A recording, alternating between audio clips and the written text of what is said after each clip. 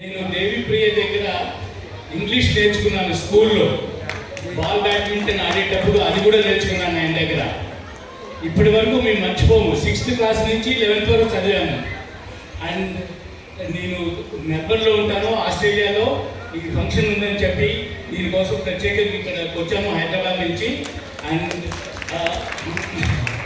25 years back Kargil వారప్పుడు నేను chief ఇంజనీర్గా ఒక మిసైల్ అండ్ ఎయిర్ ఫోర్స్ బేస్కు చీఫ్ ఇంజనీర్గా ఉంటుంది.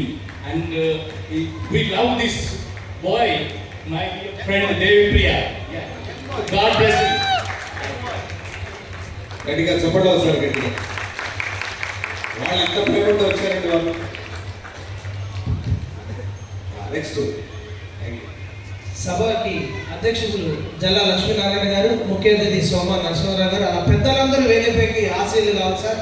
తలా 2 మాటలతో సభను కూడా, అలాగే ఆధ్యాత్మిక గురువు చంద్రమౌళి గారి ఆధ్వర్యంలో సన్మానం, ఇదంతా కూడా ఒకేసారి నిర్వహించుకుందాం. దయచేసి మమ్మల్ని ఏమనుకోకుండా పెద్దలందరినీ కూడా ఇందాక ఆహ్వానించినటువంటి అతిపెద్ద మహారాజులందరూ కూడా వేదికపైకి రావాల్సిందిగా హృదయపూర్వక స్వాగతం, సుస్వాగతం. ప్లీజ్ వారందరూ వేదికపైకి వస్తే దేవిప్రియ గారి స్నేహితులు దయచేసి ఏమనుకోకుండా మరి వారు వెళ్ళి ముందు కూర్చోవాలని కోరుతూ,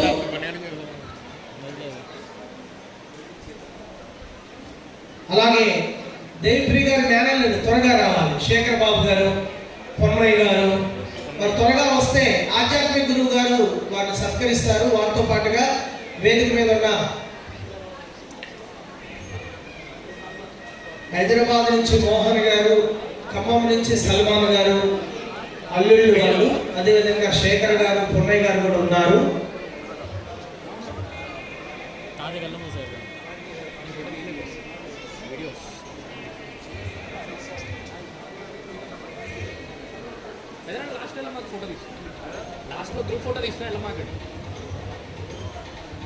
గ్రూప్ ఫోటో దిగేదాకా వెళ్ళబాక. మనందరికీ సుపరిచితులు జల్లా లక్ష్మీనారాయణ గారికి కళలన్నా పాటలన్నా ప్రాణం. వారి సతీమణి గారు కూడా ఇచ్చేశారు కౌశల్యంగా. వారికి కూడా పాటలన్నీ ప్రాణం. వారి మంచి గాయనీయమని కూడాను వారు కూడా స్వాగతిస్తున్నాము. గిరిజాదేవి గారు ప్లీజ్ వేదికపైకి రావాలి. శర్మ గారు రావాలి. నాగరి ప్రసాద్ గారు రావాలి. రెడ్డి గారు వచ్చారు, రమణ గారు వచ్చారు. అయ్యా వీళ్ళ తర్వాత ఆధ్యాత్మిక గురువర్యులు శర్వ చంద్రమౌళి గారు, వారు ఈ కార్యక్రమాన్ని నిర్వహించారు.